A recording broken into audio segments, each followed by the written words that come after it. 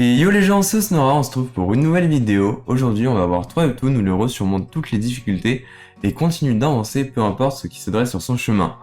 Donc cette vidéo est aussi un conseil que tout le monde nous a sûrement déjà dit, mais ils ont raison, si vous voulez quelque chose, persistez et ça finira par payer. Sur ce, je vous souhaite une bonne vidéo, donc pensez à vous abonner les refs. Générique.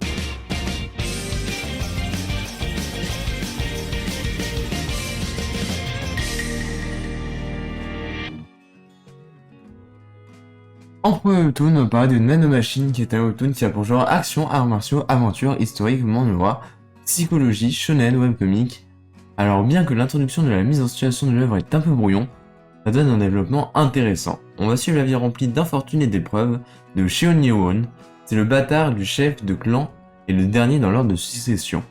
Sa vie prend un tournant après que l'un de ses descendants venant du futur ait injecté des nanomachines dans son corps.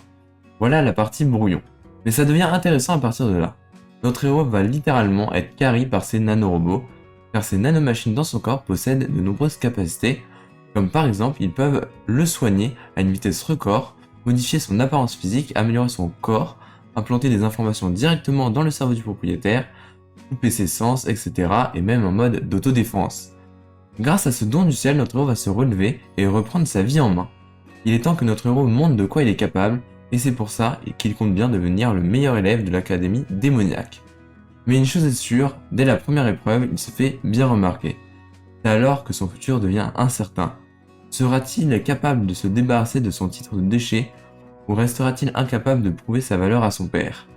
Voilà pour le résumé rapide de Nanomachine, qui a plus de 86 chapitres à l'heure actuelle, ce qui n'est pas dégueu. Sur ce, je vous propose de passer au prochain webtoon. On va parler de Lightning Degree. Du coup, Lightning Degree, c'est quoi? C'est un manhwa qui a pour genre action, arts martiaux, aventure, comédie, fantastique, manhwa, shonen, et qui a pour l'instant, pendant 40 chapitres, vous pourrez découvrir l'histoire rocambolesque de Ryu Yeon qui a perdu son père à cause d'une maladie alors qu'il n'avait que 10 ans. Grâce à l'habileté qu'il a appris de son père, il pouvait sculpter le bois pour créer des sculptures merveilleusement complexes. Un jour, après avoir terminé les sculptures de ses parents, Ryu Yeon a été accueilli par un vieil homme qui a été impressionné par ses sculptures. Le vieil homme a vu quelque chose en notre jeune homme et lui a demandé s'il pouvait devenir son disciple. Comme notre Ryu Yeon n'avait nulle part où aller et qu'il voulait tirer le meilleur parti de sa vie, il a accepté l'offre du vieil homme.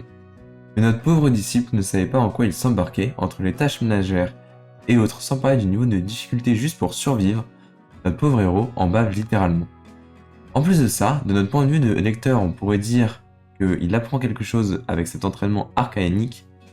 Ce que j'aimerais vraiment bien dire, hein, mais j'ai juste l'impression de mon point de vue que le maître n'a aucune bonne raison de faire ça et ne fait juste exploiter l'enfant. C'est vraiment horrible.